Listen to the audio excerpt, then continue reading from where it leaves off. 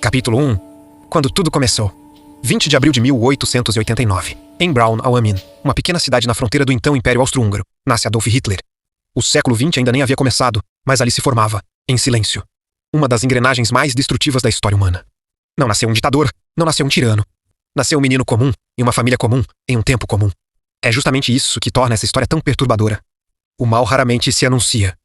Ele se constrói aos poucos, alimentado por frustrações, ressentimentos e pela perda gradual da confiança nas instituições. A infância de Hitler foi marcada por rigidez e conflitos constantes. O pai era autoritário e inflexível. A mãe, excessivamente protetora, tentava compensar a dureza do ambiente familiar. Entre a repressão e o excesso de cuidado, crescia um jovem incapaz de lidar com limites, rejeições e fracassos. Desde cedo, demonstrava dificuldade em aceitar contrariedades e reconhecer erros. Na escola, não se destacava. Não encontrava pertencimento. Abandonou os estudos ainda jovem e passou a cultivar sonhos grandiosos, sempre maiores do que a realidade que o cercava. Quando o mundo não lhe abriu portas, ele não voltou a olhar para si. Escolheu culpar o próprio mundo. A rejeição pela Academia de Belas Artes de Viena, ocorrida 2 vezes, marcou profundamente sua trajetória. Para alguém que se enxergava como especial, aquilo não foi apenas uma negativa. Foi uma humilhação. Hitler não reagiu com autocrítica. Reagiu com ressentimento. Em sua mente, o erro nunca estava nele, mas sempre no sistema, nas elites em forças externas que, segundo ele, conspiravam contra o seu destino. Vivendo em Viena, a diversidade passou a ser vista como ameaça. O debate virou fraqueza. A força começou a parecer solução. Esse início silencioso ajuda a entender o que viria depois. Hitler não surgiu como um acaso da história. Ele foi produto de um contexto social fragilizado, de instituições desacreditadas e de uma população cansada de perder. Quando o ressentimento encontra uma narrativa e o medo encontra um culpado, a história começa a mudar de direção. Capítulo 2. Da derrota ao poder. A Guerra Mundial terminou deixando a Alemanha em ruínas morais, políticas e econômicas. O país não perdeu apenas territórios e recursos, perdeu dignidade, confiança e futuro. O Tratado de Versalhes impôs punições severas, indenizações impagáveis e uma sensação coletiva de humilhação que atravessou gerações. Para o povo alemão, a guerra havia acabado, mas a derrota continuava todos os dias. A inflação corroía salários, o desemprego se espalhava e as instituições pareciam incapazes de oferecer respostas. A república recém-criada era vista como fraca, distante e submissa a interesses externos. Nesse ambiente, a democracia passou a ser associada ao fracasso e à desordem. Quando o presente não oferece esperança, o passado vira promessa e a raiva encontra espaço para crescer.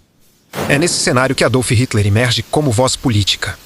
Não como um estrategista técnico, nem como um pensador sofisticado, mas como alguém capaz de traduzir ressentimento em discurso. Ele falava o que muitos sentiam, mas não conseguiam organizar em palavras. Apontava culpados, oferecia explicações simples e prometia a restauração de orgulho e grandeza. O discurso era direto, emocional e excludente. Quem discordava era inimigo, quem questionava era traidor.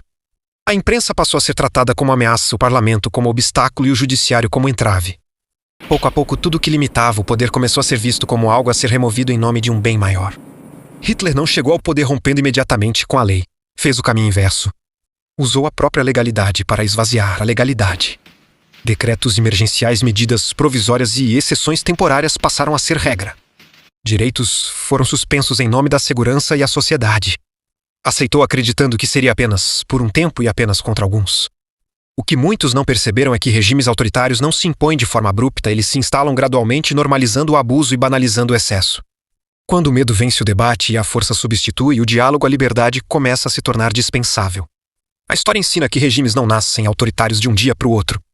Eles se constroem aos poucos, sob aplausos, justificativas nobres e discursos de proteção. Sempre há uma causa maior, sempre há um inimigo a ser combatido. E, quase sempre, há um poder que passa a se enxergar acima de qualquer limite. Quando o judiciário deixa de ser freio e passa a ser motor, algo se rompe. Decisões deixam de ser exceção e passam a virar regra. Prisões preventivas se prolongam sem fim. A lei se adapta ao caso concreto, e não o contrário. Tudo em nome de um bem maior que nunca é claramente definido, mas sempre urgente. O caso de Clesão escancara esse risco. Um homem que não resistiu ao peso de um sistema que já não escutava. A morte dentro da custódia do Estado não é apenas uma estatística. É um marco. Quando o poder prende, julga, condena e esquece, a responsabilidade não desaparece. Ela apenas muda de nome. A prisão de Débora segue a mesma lógica. O processo deixa de ser sobre justiça e passa a ser sobre exemplo. Intimidar, silenciar, mostrar força. A pena antecede o julgamento. A narrativa vem antes dos fatos. As comparações com o regime de Hitler não surgem por exagero emocional, mas por padrão histórico. Não se trata de igualar contextos, mas de reconhecer mecanismos. Concentração de poder, desprezo por garantias individuais, Perseguição seletiva e a certeza de que os fins justificam os meios. Foi assim que tudo começou lá atrás. Não com tanques, mas com canetas. O mais perigoso não é o abuso declarado, mas o abuso normalizado. Quando parte da sociedade passa a aplaudir o excesso porque ele atinge o outro lado. Quando a justiça deixa de ser cega e passa a enxergar conveniências. Quando questionar vira crime e discordar vira ameaça. A democracia não morre de uma vez. Ela é sufocada lentamente, primeiro em nome da ordem, depois em nome da segurança. Por fim, em nome da própria democracia. E quando se percebe, o judiciário já não tem limites. O cidadão já não tem defesa e o medo volta a ser instrumento de controle. A história não se repete exatamente, mas ela rima. Ignorar esses sinais nunca terminou bem.